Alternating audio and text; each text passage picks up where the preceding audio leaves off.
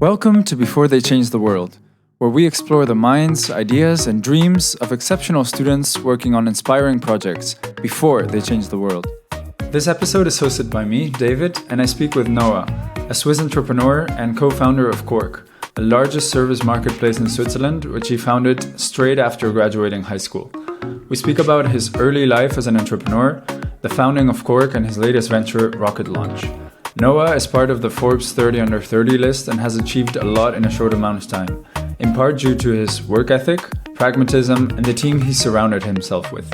We discuss his approach to building successful businesses, the challenges he's faced, his outlook for the future, and his advice for young entrepreneurs. Noah's story is an inspiring one, and I'm sure you'll enjoy it. All right, see you on the other side.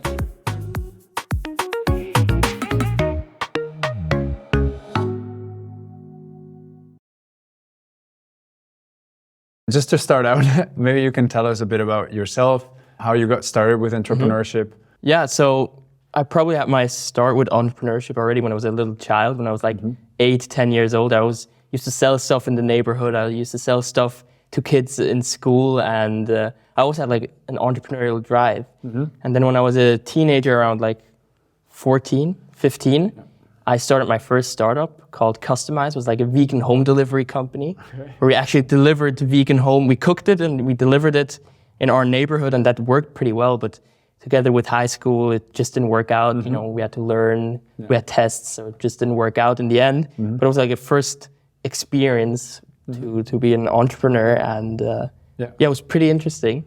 But it was also kind of crazy because we had to cook everything ourselves. We had to deliver it on like mopeds, and was kind of chaotic, but it was a fun experience. And you were doing this with friends? Yeah, all friends. We were like 10 people. Yeah. It was like super chaotic. And why vegan cooking? Because we noticed like it's a trend. A couple of us were actually vegetarians, not vegan, but vegetarians. And we like saw this trend coming up. Okay, what can we do? Can we cook something? Okay, we have some experience in cooking vegan food. One of us has. And we actually called it Custom Ice because our specialty was vegan ice cream. Oh, nice. So that's how we actually started out. And then we delivered it on mopeds, but we did it during the summer, so the ice cream used to melt in our bags. And then we had to like buy bags that actually could keep the cold and the heat. And it was really, really chaotic, but it was a great first experience, like, you know, getting user feedback from customers, mostly our parents and friends, of course, who ordered the food, but it was pretty fun. And a funny story is that actually we rented the kitchen of our school in our neighborhood, and we absolutely ruined it because we used to fry like chips and stuff, and we used to walk around with the fryer and drip all the frying oil on the floor, and we ruined the floor and ruined the whole kitchen. It was crazy, but it was fun. Yeah, I can imagine. How long did you do this for? I think we did it for around a year. Okay. A year, yeah, and we always used to do it from I think Friday, Saturday, and Sunday. Yeah. So when we had time off, of course. Okay. We used to do it, and then it just got too much in the end. We were like 10 people doing it, but it was running pretty well. We made a couple of thousand Swiss francs per month. We could maintain the kitchen, pay the rent, and pay for the food that we delivered. So it was a cool experience. Super nice. So was that like for you, that experience, was it really important for you then to go on an entrepreneurial journey? I think the most important part about that journey was just like teamwork, and I really enjoyed that because I love working in teams and, you know, building a team and building a real team spirit. And I think that was something that I learned through like watching YouTube videos about startups. That's probably the most important part when building a startup, is building actually a team that really works together. And I think that was the tipping point for me from noticing, okay, I want to do that in the future. I think that's my goal, to build a successful startup and a successful team. Right. And were you back then also working with the people that you're working with now? Yeah, I actually was. Out of those 10 people were Lars and Daniel, who are my co-founders of Kork and Rocket Launch. And we actually got to know each other already way before. So we went to the same high school for 6 years. And Lars, I know, I think since like 15 years already. So we've known each other for a long time. Okay. And what made you guys click together at first? It's actually, we all have similar stories. Like I used to sell stuff in my neighborhood or to my friends when I was like 10 years old. Lars did something similar. He grew up in the same neighborhood, And Daniel started his own fashion brand when he was like 12 or 13. So we all had this entrepreneurial drive. And I think that also like glued us together and created this team. And we always wanted to build something, like product-centric, build something that really makes a difference in society. And that's how we came together. Awesome. So there was a tipping point, I guess, in the lives of the three of you, which was, I guess, the end of high school, right? And I think the standard path that many people take is they either get a job or they go to university. But you did something completely different. Yeah. And I'm really interested to learn, like, what was going through your mind at that point in your life? Yeah, so we had the idea of Kork, right? A marketplace where you can book or offer local services in Switzerland. We came up with that idea because we always noticed it's like really, really difficult to earn money as a student here in Switzerland because there just wasn't any like job posting sites or whatever online where you could just really easily earn money with simple tasks. And that's when we noticed, okay, this is actually a market we could build something. And we started out with like WhatsApp group chats. That was during high school with WhatsApp group chats where we would put all our friends in those group chats, and then we would find customers who would post into those group chats what they need, and then we would actually play the mediators and mediate between students and customers, and that worked out really well. And that's when we noticed, okay, we have kind of like a product market, not really a product market fit, but we validated the idea, kind of. And that gave us also the confidence to actually build in something in the future. And in Switzerland, it's like normal if you do high school, you have like, you can take a gap year and then after you can go to university. So what we said is, okay, let's take a gap year. Let's see what happens. Let's try and build Kork. And if it works out, then we're going to focus on Kork. If it doesn't work out, we can go and study. So we're kind of hedging our outcome in the end. But then we noticed that there was traction. People were using our WhatsApp group chat. And the first thing we did is, okay, let's try and build an application, right, an app or a website. And of course, we had no idea how that works because we came straight out of high school. We had no programming experience or experience of building products. We had no idea. So our first instinct was like, okay, let's hire a developer and let's build a fully fledged app, which is absolutely perfect. We're going to launch it and we're going to become the next Airbnb of local services. And it sounds kind of delusional. And it also was delusional, believe me. But I think that's also kind of normal for entrepreneurs to be a little bit delusional in the beginning. And that's what we did. We found a developer.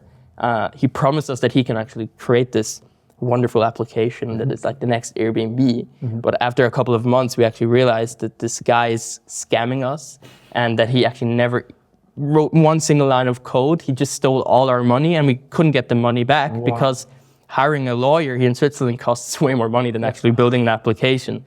So we were basically left with nothing. That was in the gap year. Like 6 months into the gap year, we had nothing. We didn't have an app. We only had the WhatsApp group chats. They were still working. And of course, the team and the drive of actually building something special. How much did you lose, actually? How much did you invest into the scammer? I mean, it wasn't like crazy amounts, with a couple of thousand Swiss francs. But for us, it was a lot because, I mean, that was all our savings at the time.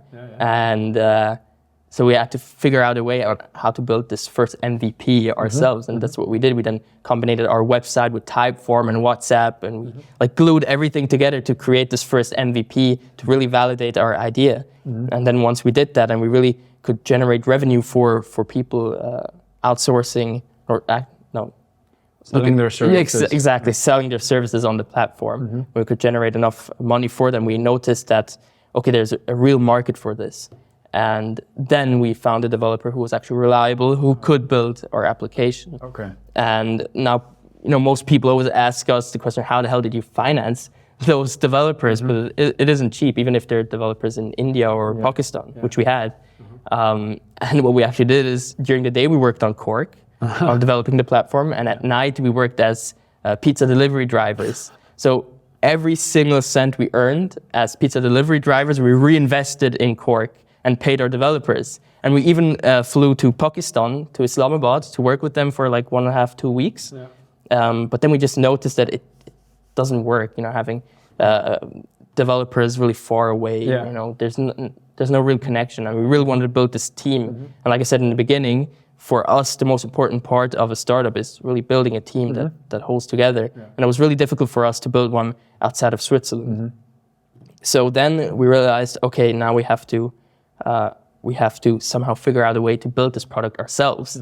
And because we didn't have any development experience, we found out that there's actually something called no-code, where you can actually build applications without having development experience. And that's what we did. So we built the first really fully fledged version of Kork ourselves using no-code.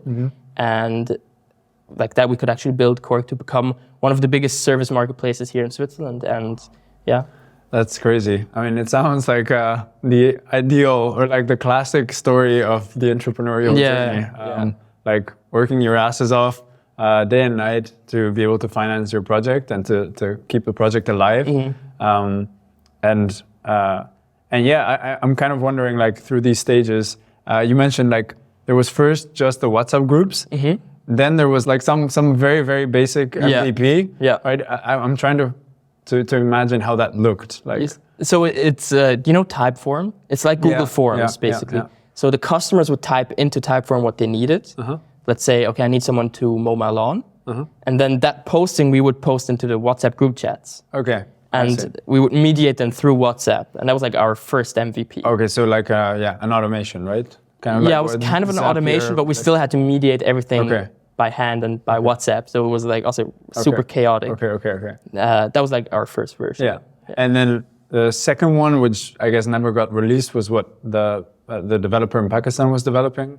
And exactly. That one was what was lacking there? Yeah. So it just wasn't good enough. Okay. I mean, we released it, but no one used it. Okay. It's like that was kind of a never-ending story with those developers. We always released new versions, but it just didn't work out. It wasn't good enough, and also the communication between us and the team in Pakistan just didn't work out in the end. So we had to find a way how to do it ourselves. Yeah. Okay. And what is the tool that you found in no-code that allowed you to develop this first version? So we found bubble.io. It's a no-code tool, and where you can really build fully fledged products. It was like we were stunned. So we first thought it's just like Adobe XD, where you can just put stuff together and make a design that's kind of interactive. But we were really wrong, because you have like data sets, you have AWS servers, and you can really build a fully fledged app. And that's when we noticed, oh shit, we actually don't need we call them hard code developers. We can do this ourselves. So we cut ties with the developers in Pakistan. We saved lots and lots of money. We didn't have to work anymore as pizza delivery drivers, which was a good thing. And you were much closer to the product. Yeah, of course. Which is great. Yeah, we could understand everything, and we built this first version in like 2-3 weeks, which is also pretty impressive, because we were known to, or the only thing we knew at the time was, okay, we have like 2-3 months to build a new version or to add new features, and it was always like took so long. And now that we can actually do it ourselves, it was amazing. We could really rapidly test things, iterate. It was really cool. Okay, so you developed this in 3 weeks, and when you at the point when you released it, what were you actually able to do on that first release? So the first version, you could like create a profile, picture, name. We didn't have messaging yet, so you still had to write over WhatsApp. We just put like a WhatsApp link. So you saw a service, let's say, I don't know, I'll mow your lawn or something like that. Then you could actually, as a customer, you could contact that service provider, but then everything else would be done over WhatsApp. Okay. So it's just like kind of the front end was on the application. And then we found out, you can actually build a chat system in Bubble. You can actually build a payment integration system in Bubble. So then we built out the app from there. Okay, so initially the payments were also just done by the buyer and seller, and you were not getting, were you getting commissions? No. Okay. No. Yeah. Okay. And then did Bubble have like a Stripe integration or something, or how? Yeah. So Bubble has a huge community, and you can actually build APIs upon the Bubble application. So there are people who build APIs for every single thing. Like you have Stripe APIs, you have APIs to create like PDFs, you have APIs for literally anything. There's even OpenAI APIs, so you can even build AI stuff on Bubble, which is really interesting, and we're actually also looking at that right now. The community is really helpful, which is cool. So is it kind of like that there's a marketplace for extensions or plugins? Exactly, yeah. So Bubble earns actually money. You have a subscription, you pay per month. And then, of course, if you need more server capacity, you have to pay for that. but then they also earn money on the plugins. So you can create your own plugin, you can post it on the marketplace, and then me as Kork, I can buy a plugin and they get a percentage of that, of course. Okay, cool. I'm asking because I'm familiar with the no-code framework of Flutterflow, which is a bit newer than Bubble, so it lacks some of these features. It has a marketplace for templates for apps, but it's not like you can.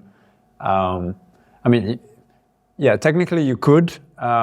You can create custom widgets, as they call them, which are you can build with code. So theoretically you could do anything. But I guess it's like a less mature community, so there's like less available in the market. I think we looked at Flutterflow once, but it was like 1.5, 2 years ago. Wow, then it was really just getting started. Just at the beginning, so we couldn't really use it. Yeah.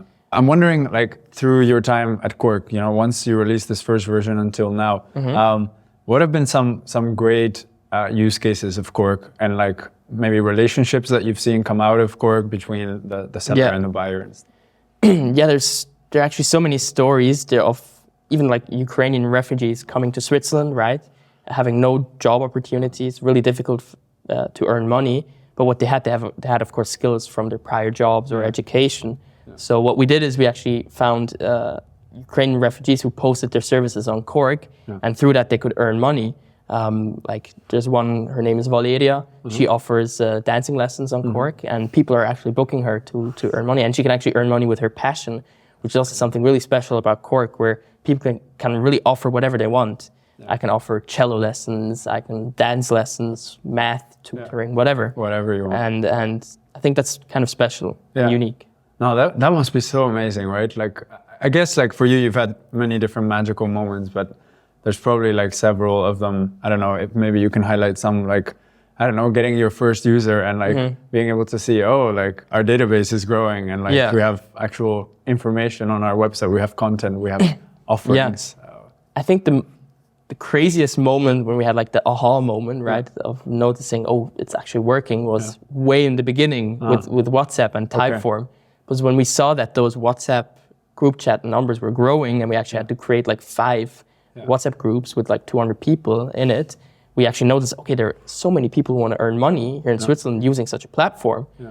And that was just like the tipping point for Kork, where we noticed, we really have to work on this. This is something special. Yeah, amazing. What I really like about that is that you guys had to be so resourceful in like finding a low-tech way of testing your solution. Yeah. And I think that's something that people like me that have a bit more technical background can totally lose track in. Like we would just try to build like the perfect app without even like testing it first. Yeah.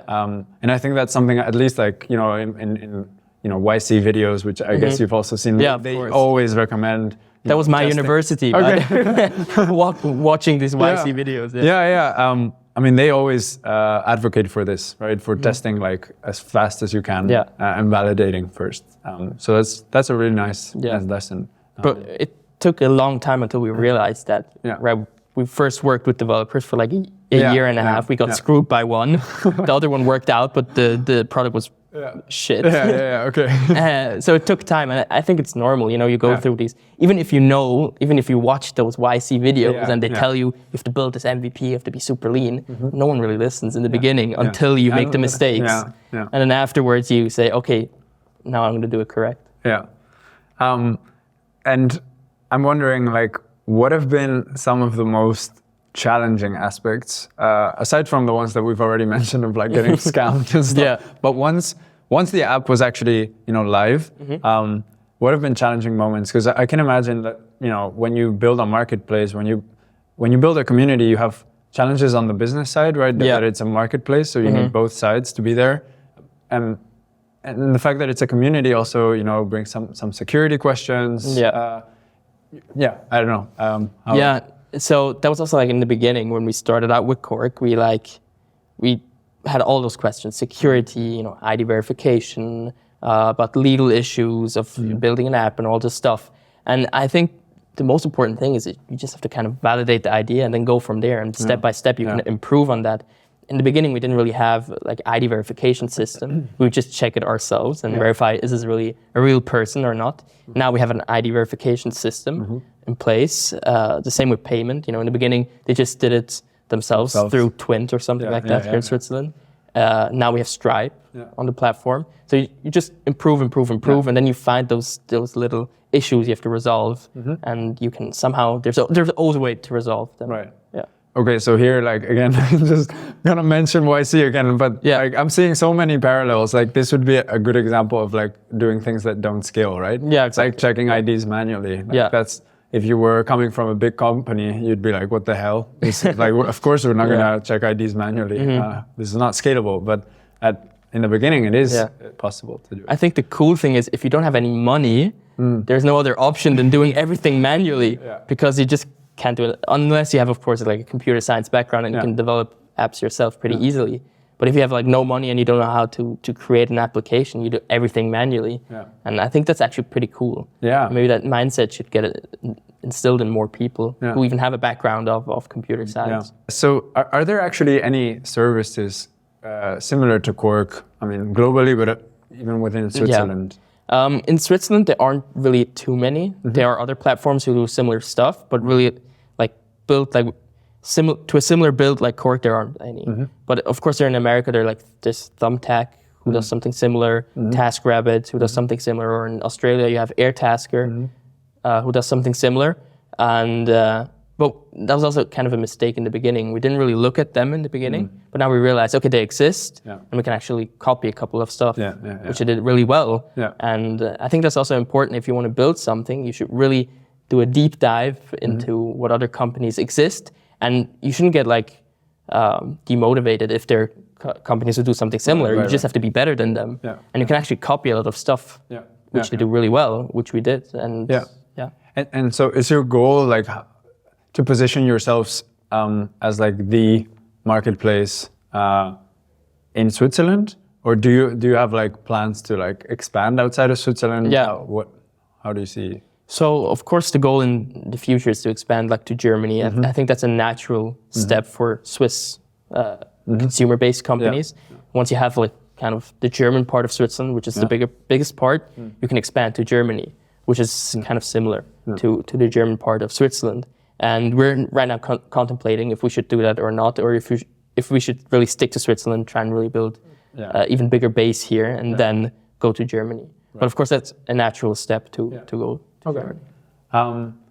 Because I guess like, how are you weighing that decision? Like, what are the pros and the cons for people that are not familiar with like running a business? I think a big con is we spoke to so many other startup founders here in Switzerland who were like also contemplating if they want to go to Germany or not, and even ones who did go to Germany. And one big thing is that you have to raise a lot of money to do that, especially if you want to like scale super quickly and become like the biggest in Germany. It's really, really expensive. And of course, the competitive landscape in Germany is way, way bigger than here in Switzerland. So you always have like this pro and cons. But of course, the pro side is you have 80 million people living there. In Switzerland, you only have 8 million. You have way more diverse cities, kind of. You have bigger cities. Okay. And so actually on the fundraising side, is that something that you've already done to some extent for Kork? So so we were working as pizza delivery boys. We were trying to earn money there. I mean, we hardly earned anything, but everything we earned, we reinvested into Kork. And then we noticed, okay, Kork is starting to work. People are using it. Transactions are being made. People are earning money. And then we noticed, okay, we need an investor to really push this and to really become the biggest service marketplace here in Switzerland. And that's when we found an investor that was around 1.5 years ago who invested in Kork and has really been not only an investor, but also kind of a mentor who helped us out. Like some people say, oh, your investor should just give you money. They shouldn't really be a mentor. But I think if you're so young, like we are, it's really beneficial to have someone who can guide you. And he is also really successful in the startup space. And he built his own company here in Switzerland. So he could really help us out. Yeah, I guess with things, I don't know, I guess you're incorporated here. So like that kind of stuff. All the legal side. We actually did it we incorporated ourselves before we had the investor. So here in Switzerland, you can do a Sacheinlage, it's called, where you can actually use material stuff as I don't know how. As an asset? Yeah, as an asset, basically. And you can put it into the company instead of the 100,000 Swiss francs to start the company. And we put actually our app into the company because we worked on the app for so long ourselves, and we could actually use that as kind of an asset to put into the company. Interesting. How do you value the app? You actually have a third party value it. You can't value it yourself. Oh, wow. So you have it's called a revisor here in Switzerland. He actually looks at it and he says, okay, how much is this worth? And then he says, okay, this is worth, I don't know, 100,000 Swiss francs. So you can now put this into the AG, it's called, right, here in Switzerland, and then you can actually start your first company. Wow. If you want to do it. There's some like tax issues to it if you sell your company like in 5 years or stuff. I don't really know. Okay. But it... I mean, it's still much better than having to... And it was so important for us to be incorporated, especially if you want to find an investor. They want to see that you have a company. Where would they put the money, right? Right.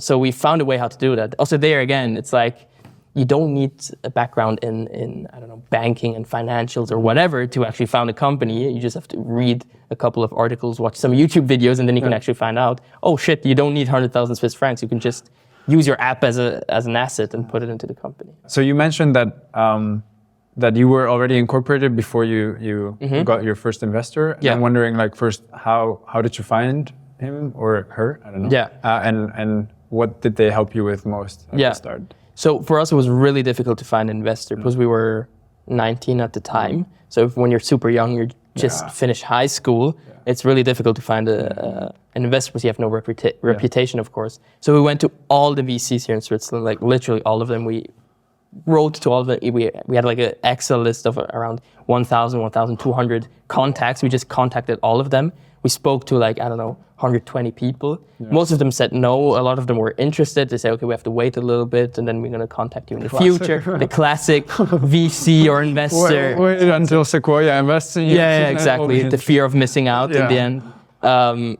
But we spoke to so many people, and I think it was also, some said yes, but it was really never like the right fit. And we wanted someone who could also like help us, not just give us money and that's it. We really wanted someone who could help us. And then we found this investor who built his own company. And we were like really hoping he invests before we actually contacted him. We were like saying, oh, this would be absolutely amazing if this guy contacted, but he will never invest. He built this huge company. Why would he invest in 3 idiots straight out of high school who tried to build this app? And we contacted him and he was like really surprised. Like he basically told us, I've never received an email in like the last 20 years from high school students or from anyone actually wanting me to invest in their company. And he thought that was kind of funny and amazing that we actually did that. And then we spoke to him. We had the first meeting. And actually during the first meeting, he said, okay, I'm going to invest in your company. And then 2 weeks later, he wired us the money and he invested. Wow. So it was a really surreal experience for us because we had no idea how this... How did you actually manage that? Because like there's a lot to how you do investing and like investment terms and stuff. So what we did is we did a CLA, it's called, it's a convertible loan agreement. So it's basically just push your financing round to a later stage, right? So you have like trigger points in that agreement, and these trigger points basically say, okay, at that point we're going to convert the loan into shares, where the investor will actually get the shares of the company. So he just signed the agreement. He doesn't really have the shares in the company yet, but on paper he has them. Is way more cost efficient and it takes way less time. If you want to do this capital raise, it takes like a month to do. So we wanted to do it as quickly as possible. So we did a CLA, which is a really cool instrument for early startups to raise money. That's how we got him. He signed, and then you have these different trigger points. I think you have a maturity date. That is, if you don't have a financing round in like 1 to 2 years, it converts at that date. If you have a financing round during those 1 to 2 years, they convert. If you sell your company, they convert. And it's like really simple. It's like 3 pages. And that basically structured the whole investment round for us. And so how long ago was that actually? That was 1.5 years ago. Okay, so you still, I don't know if you've done an equity round. No, we're basically still living off that money we received because we're super lean at the moment. As I said, we had the developers and then we went away from those developers and are doing everything ourselves. So we can we spend so little money. It's crazy. If you, we're really working on a budget. It's crazy, and I think it's also that gives us also kind of the spirit of the startup that we're super lean. Our salary is like basically nothing, and it's just a hustle. You have to grind it. I guess in terms of revenue, like you must also be getting some kind of revenue, and you're probably also reinvesting that. Yeah, so we're like playing with different business models at the moment because we haven't found one that really works yet. We first had commission-based, and then we had something called like lead-based model where you pay per lead. So the service provider, if he gets a request from a customer to see the request, he has to pay something. So we aren't earning like a lot of money in revenue yet. Because we're still figuring out what's the best business model for Kork. And I think once we crack that code, we can then really start focusing on scaling and investing money in like more normal kind of marketing methods, like performance marketing and stuff, which we are not doing. Our marketing budget is basically zero. The only thing we spend money on is ourselves and basically the office, which costs also nothing because it's... Wait, so how many users do you have? We have over 10,000 users using the app, like really actively. We have around 5,000 people using it actively. It doesn't sound like a lot. No, but it's all word of mouth. It's all word of mouth, Wow. It's everything word of mouth. We haven't spent anything on performance marketing or stuff like that. That's great. Yeah. Awesome. So I now want to switch direction completely. So at some point, I don't know exactly when, you decided that one startup wasn't enough for you. And so you decided to start a new one called Rocket Launch, right? With the same co-founders as Kork. How is it different from Kork? Yeah. So as I said, we had this huge problem with developers, and then we found no code. And when we switched to no code, we've now been working on no code for about 1 year and or 1.5 years. And we just noticed that it's really an up-and-coming market, this no-code. You can build applications super fast, digital products like really, really rapidly. And we noticed that here in Switzerland, there aren't any companies who really offer the service of like rapid development. We only have the normal hard code developers. And that's when we noticed, okay, this might be something really interesting to build actually a company which focuses on no-code and focuses on building digital products super fast and really efficient based on no code. And that's what we did. We then said, okay, let's take this opportunity. Let's build our second company called Rocket Launch, where we actually do that. Our focus is building digital products 10 times more efficient and faster than traditional developers. Yeah, no, I mean, it's so smart. You're like leveraging all the skills that you've learned with the previous startup and putting them into Rocket Launch, into a new venture, and all the lessons you get from there, you can reapply into Kork, which is an app that you're building with the same framework. Exactly. Right? So that's super smart. And when I saw it, I was like, wow, I mean, I kind of asked just so that you would share, but it makes a lot of sense. Like what are some of the things, that you did differently when you were starting Rocket Launch? Given that you had now experience of having already started a company. The cool thing about Rocket Launch is that you don't really need to build a product in advance, right? So you just have to find customers. When you've found one customer, they tell you what they need, and then you build that for them. So we're also there. We're like crazy lean, and we, most of the team can focus on Kork, and like one person can source customers. And when we find a customer, we can then work on building the products. And I think the biggest learning from Kork was just be as lean as possible. Don't build a super sophisticated website. Don't invest in like crazy marketing methods. Just try and, as I said in the beginning, validate the idea. Does it even work? Do people actually want a no-code agency? And that's how we're approaching that. And it's working. We have like a couple of customers who are paying us for the development on no-code. And we're super rapid and they love it. So I mean, it's working out. Awesome. Is there anything you can share about who these customers are? Are they small businesses? What kind of apps do they want you to build? We can't share the customers yet, the names, but they're startups, they're bigger companies, like really huge companies with thousands of employees who actually use no-code in their companies for like internal processes, and we're way faster and less expensive than traditional developers. And of course, we're building everything also in Switzerland, which is also important, where they can come to us, they can speak to us, they don't have to go outside of Switzerland to source for developers. Okay. So for you right now, like what do you look for in the ideal customer? Like who's the pilot customer that you really want? So the ideal customer in the beginning was startups, because that was like our problem in the beginning when we did Kork. Was we were a startup and we didn't have a way to build an MVP, a first version, because we didn't have any programming skills, and we wanted it as quickly as possible and as cheap as possible.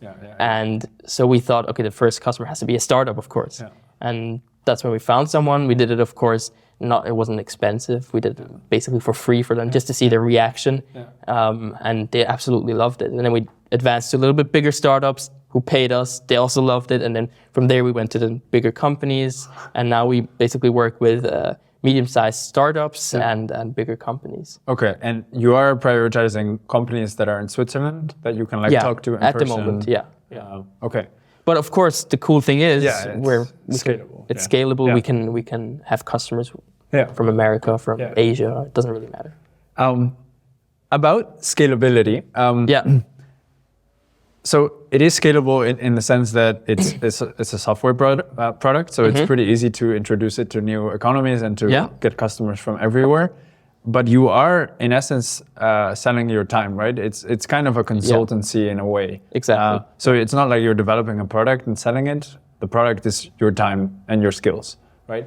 So how do you see that? I mean, it's not to say that this can't be a successful business, but how do you see that scaling up, you know? I think something that's really interesting about no-code is that you don't need, if you're hiring new people, you don't need people who have like a computer science background. So you can actually hire people who were like us, entrepreneurs who want to learn how to build products. So the costs there aren't as expensive as hiring traditional developers. So that's one point. The other point is, of course, you know, if you think about an agency, you think about, okay, you just have to hire people and that's how you grow, right? But I think the more we like become super specific in the no-code space, we can also price ourselves like differently and become like specialists of the no-code space. And I mean, we don't know how, we did this like as a side project in the beginning, but now that it's really picking up steam, it's becoming more of a kind of a main project, a bigger project. And I mean, it's cool because it pays the bills, we can earn money. And our costs is basically just us. So I don't know how it's going to look in the future. I mean, there's so many different ways, but we're really taking it step by step. What we learn also by Kork, with Kork.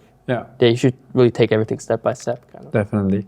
And how does the competitive landscape look? Because I mean, there are many different no-code frameworks popping up, and they're becoming more and more powerful. So in a way, they're starting to democratize, you know, building apps. So how do you stay on? How do you keep your edge? Basically, I think someone actually told me this a couple of weeks ago. It's like really great analogy to this whole thing you're talking about. Like in the beginning, Google Ads. It's also basically like democratizing. Like anyone can do Google Ads, but then you have these Google Ads businesses who actually help companies do Google Ads. So and it also makes sense because they're the specialists, right? So you go to them if you're like a company and you really need someone who knows their stuff. Of course, if you're like a super early stage startup like Kork was, who didn't have any money, you won't work with us because we might be too expensive. But if you're like a little bit bigger company, or if you're an entrepreneur who already has some money and who really wants to build something sophisticated as an MVP, or then even a fully fledged product, then you would come to us. The same example for Google Ads. If you're like a small little startup just starting out and you want to test Google Ads, you do it yourself. But once you raise money, once you want to build something, once you want to really use Google Ads in a more powerful way, you either hire people or you use an agency. It's the same thing. And are there, I mean, I haven't used Bubble, so I'm not sure about this, but are there startups that have reached out to you where you're like, oh no, this product is way too complicated for us to implement, and this would require like someone to develop the app natively or something? Until now, we haven't gotten one yet. Because I think also people realize if they want to build like something machine learning and stuff, they won't come to us. which makes sense. So most of the people who came to us, we can really build anything they want. Yeah. And also, I think it's like about 95% of all software we could build. Yeah. But of course, the like super specific, complicated stuff, at the moment we can't. But like I said in the beginning, OpenAI is actually also like building APIs for Bubble. So in the future, we might even be able to build AI on Bubble, machine learning, and all those stuff. Yeah. So I think it's coming. So sick. So I wanted to ask for both Kork and Rocket Launch. For you, what does success look like? Yeah. What kind of metric do you think of? What numbers? Maybe you already consider it a success. Yeah, I think for me it's already kind of. I mean, of course, it isn't like we haven't earned a lot of money yet. It isn't like a financial success yet. But I think we're really happy on the side of Kork. We're like really happy that people are using it. People are earning money through Kork. Like I said, with Ukrainian refugees who are able to earn money through Kork, and that's like really satisfying to see that. And on the side of Rocket Launch, it's cool because it's basically positive cash flow. We earn money, and that's also kind of a success. I mean, I think just building a company that works is a success. I mean, of course, you can earn crazy amounts of money if you sell your company and stuff. That's also a success, but it always depends. Okay, so for you right now, like having a sustainable business, that's a success. I mean, even if you like sell hot dogs and it's sustainable and you can make a profit, I mean, it's a success. I mean, it's super difficult to build a startup and be profitable and earn money. It's really tough. And if you even have something that earns a little bit of profit, it's a success. Yeah. I agree. I want to also take a little tangent. I don't know at what age exactly, but you got on the Forbes 30 under 30 list. And I was wondering, well, many things about that because I haven't known anyone on that list. How do you first get on that list? And what did it feel like? What's that experience like? Also there, I mean, it's crazy. So many people ask us, how the hell do you know someone from Forbes? Does your dad work at Forbes? How the hell did you get in there? And we just applied. There's like a form where you can apply. Okay. And I think our application was kind of crazy because I think normally you have like, okay, this guy's the CEO, you have the CTO, and we called ourselves like a chief go-getter, chief guru, products, whatever. And we were kind of like crazy and of course, we had the metrics also. We said we have 10,000 users, the biggest service marketplace in Switzerland. We're 20 years old at the time. And I think they just picked it up and said, it's a cool story. We're going to use you guys. Okay. And it was, it's probably also pretty lucky. Yeah. Okay. There's I guess, a side of it. But, and once you got the news, like, what did it mean for you guys? I'm not lying. We had no idea. We thought it's like, okay, it's nothing. I mean, if they choose us, I mean, I don't know. It may sound kind of crazy, but for us, it wasn't really that special. Right. Because, like you said, we were talking about success before. We didn't feel like it's success. I mean, it wasn't something that we thought, oh shit, we built the biggest service marketplace, or I don't know, we're profitable, which we aren't. So it wasn't really a success to us. Okay. Yeah. Okay. It's nice, of course, to have on your CV or something like that, but I don't know. Yeah, it definitely builds credibility, but you're saying it's not like a metric that you really... No, it's not a metric at all. No, it's like a personal metric kind of, but we really didn't care about that. For us, the most important thing was Kork, and we actually did that also for Kork to give Kork more like be more legitimate in that space. Also for finding investors. I think we became Forbes 30 under 30 before we found the investor. So we also did that because of that. Right. And I think that was the main reason. And then when they chose us, of course we were happy. We were surprised. Like, well, why the hell did they choose us? But I don't think it's like a metric for success. So I'm wondering now more on your personal side, like what does a week in your life look like?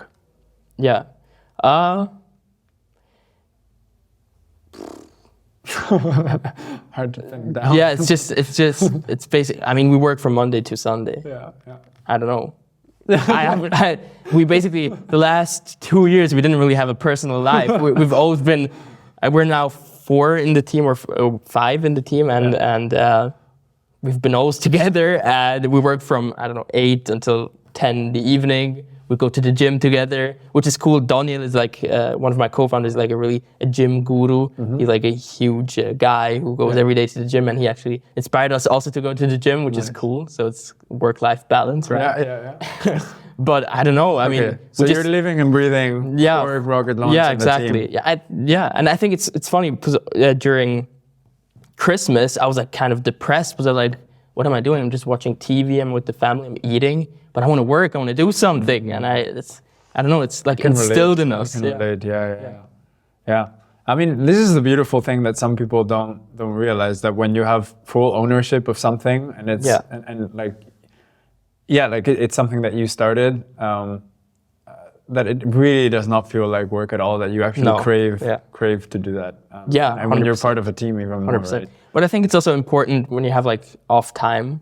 But I think it's also important that you spend off time with your team and really build this team spirit. And because we're all friends, it's really easy for us to do stuff outside of Kork. Yeah. So I was wondering, what are some of the best tools that you personally use and also in your business? And I'm kind of asking a bit selfishly here, like curious. So Bubble, of course, bubble.io for building the app. But yeah, that is one. Typeform in the beginning, that was huge for us. But Typeform, I think, has like more functionalities than Google Forms has. So if you want to like build something super lean, you can do it on Typeform. For websites, Webflow, if you know Webflow, it's really, really great. Also, of course, WordPress, but WordPress is, I think, more complicated. Webflow is cool because it's similar to Bubble, but you can just build a website with it. But it's like super intuitive and you can build it super quickly. And I don't know, WhatsApp. I don't know, it's like, for us, probably the most important tool was when we found Bubble.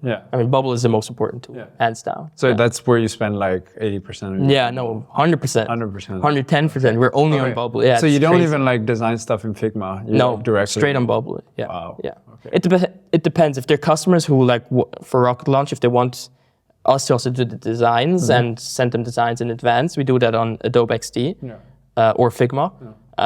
But if they're customers if customers tell us like, hey, you can just do whatever you want, you can design the app yourself, we do it directly on Bubble because you're way faster, faster, and you can change stuff so quickly. How do you balance running a successful startup with your personal life and relationships?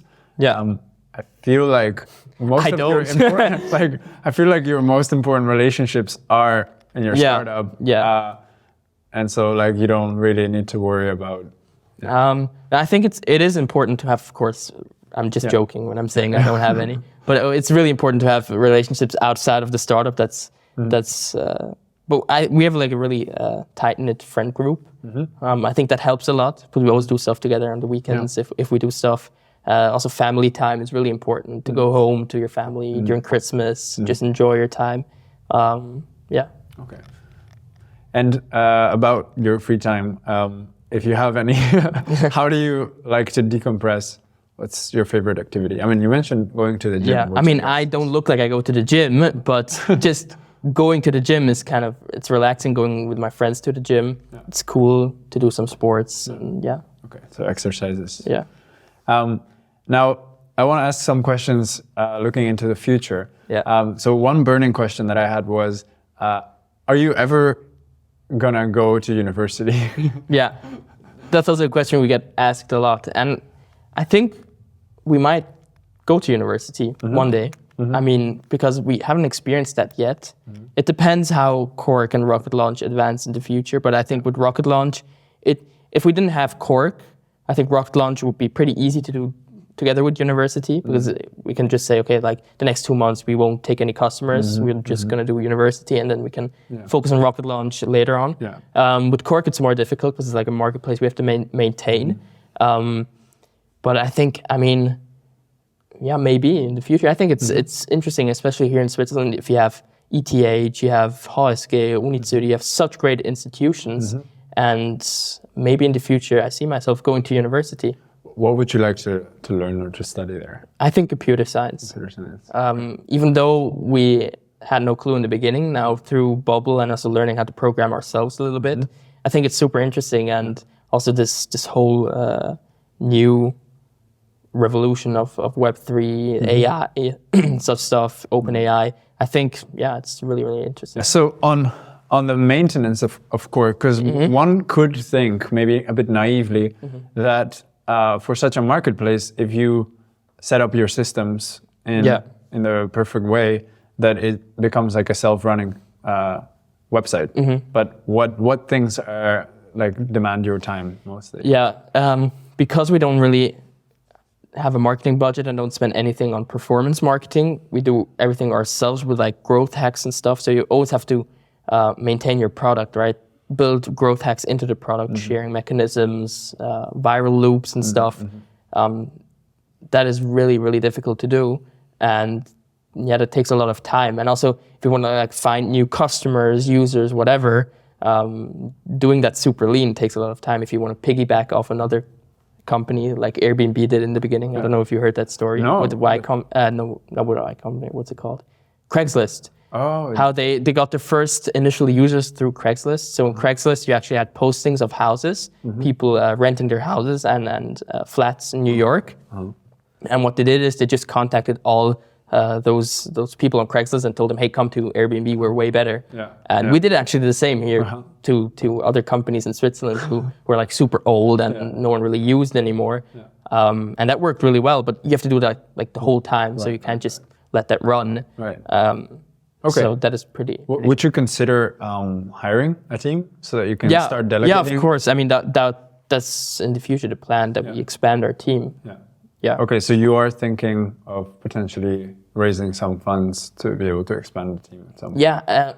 With us, like raising funds is, we really want to be sure that we have something that is really scalable and that we don't want to like wing it and say, okay, fuck it, we're just going to do it, right? We don't want to do that. We really want to be sure because I think it's important. I mean, you have so many startups that just raise crazy amounts of money, go to Germany, and then in the end, nothing happens. And we don't want to be that kind of startup. We rather have our first investment, work on that, maybe become profitable in the future, which, as I said, I mean, even if you're a little bit profitable, it's a success.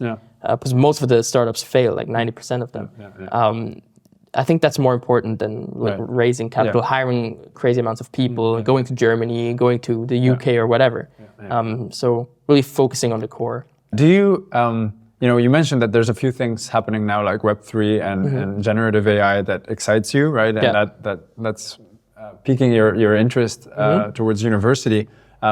But in the startup scene, like, are there any startups that you've thought about that you're like, wow, I would really love to build something in this field? Or I don't know if you probably don't know them. They're called Stack3. I think that's their name.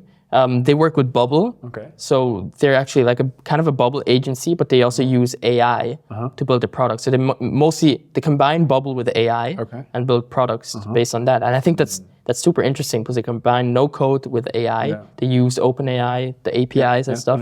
And I think that's super, super interesting because you combine the power of no code where you can super quickly build a front end, you can launch it, test it, and then you have the AI base to actually have this more revolutionary part of your product. And combining those two, I think that's super, super powerful. I agree. I mean, I have thought about products in that space, and there's so many coming out. I actually just had a call with one of those guys from Stack3, and they're building a product where agencies like Rocket Launch can actually make a scope. So you basically like type in what your client needs or what's the scope of the product. You type in like points. Okay, I have to build Stripe integration. I have to build a user interface that looks like this. That's it. And then they generate the scope paper, the PDF, through the OpenAI generator, and that's based all on Bubble. And it's super cool and interesting. What is the scope paper exactly? So the scope is like just what the project is all about. So if you have a client who wants to build, let's say, Kork, he comes to you, he says what he needs, and then you have to like write a scope. So what it entails, the whole project entails. And what they do is basically you just have a couple of points with what the product has, like, I don't know, Stripe integration, chat integration, blah, blah, blah, blah. And then their AI actually generates the scope for you, and you don't have to type down the whole scope. Right. Yeah. There's so many of these like crazy automations that can be done with AI. I guess you've played around with ChatGPT as well, and it's crazy how flexible it is. And if you fine tune these models for a specific use case, it's even better. So what do you see yourself doing in like 5 to 10 years? I think we're either working on Kork or Rocket Launch, or maybe on something else. I don't know, but surely start up my own thing. I mean, it might be interesting to do something with a company or work in a company, but I don't know. I don't really see myself. Right. Yeah. And because it seems like like the way you put it, it seems very clear that you want to stay as a founder. You want to continue, working in a like small or at least tightly knit team. And then the question that comes to mind is, why do you want to then go to university potentially? What do you expect to get out of that, or how do you think that's going to help you? I think it depends what you do, but I think the ETH is really unique. I don't know, maybe you can say how your experiences are, but I think the ETH is unique that you really are like on the forefront of new technologies with AI and Web3. And I think that's super interesting. Also just the people at the university, the network. Yes. And that's basically how most of the startups start, right? They're out of university and just the people you meet. And we aren't at the ETH at the moment, so it's more difficult to get into that startup, into that university circle or network for us. And I think that's surely plays a big role. Yeah, I agree. I think the network for me is also like one of the best things about attending any university. Yeah. In terms of being at the forefront, yes, that's also true, especially if you're doing research or something. But what I've heard, for instance, I haven't done the bachelor here, but I've heard that the computer science bachelor at ETH is like super theoretical. And I'm not sure how someone with like the pragmatic mind that you have would react to like having to solve differential equations and doing discrete math and like proving algorithms. But Yeah, I know what you mean. Yeah, it's just we had the same during high school. We were like, why the hell are we learning chemistry or physics? It's like so boring. Well, why can't we just start our own company? We did it. I mean, you can always try it and drop out. Sure. I just have a few like intuition questions that I always ask at the end. So first one is, what makes a great entrepreneur? What makes a great entrepreneur? I think there are two things, like being a team player, because you have to work with other people, and being super, super lean. If you can be lean and if you're a team player, I think the startup space is perfect for you. Who do you look up to? I think kind of my parents or my family, because with me, it's like from my mother's side, my mother, she fled from Pakistan to Switzerland, actually, and how they just came here and how they hustled, like we hustled with the startup at the beginning, how they hustled themselves to actually becoming like successful and doing stuff on their own. I think, it's always been kind of my family as an inspiration. Maybe also my grandfather. He had a business in Pakistan. It didn't work out because he had to flee the country. What gets you out of bed most mornings? What's the single thought or picture or goal or idea that gets you out of bed? Just building stuff. I love building stuff. If it's Kork or if it's a new project with Rocket Launch, I think that motivates me the most, that and the team.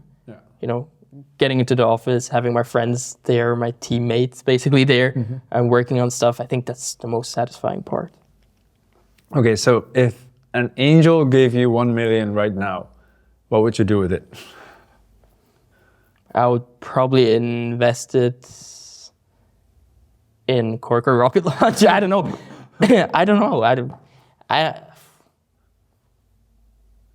What would you do with 1 million? Right now, I would definitely buy it for the no. Buy a new watch. I can tell you that definitely would not be the case. I don't know if I would invest it right away, because like I might not need to. But I would definitely invest a chunk of it into the startup I'm working on, and then the rest keep it in the bank for whenever I needed to bootstrap something. Yeah, I think me too. I don't know. I would probably go and eat out every day. That's what I would do. Right now I have to cook my own food and stuff, and it's like I mean that's disgusting, but I have to cook it myself. Yeah. So I would always buy great food. That I would do with 1 million. Yeah. It sounds kind of crazy, but it's like if you're like really working on a startup for a long time, the money isn't really like a goal in the end. I don't know. It's weird. You really want to build something more meaningful. If in the end I earn zero money with Kork, but I build something really meaningful, I think that's way more satisfying than selling it for a couple of million in a year. Yeah, and then being done. Yeah, then being done. And then what do you get out of that? Right.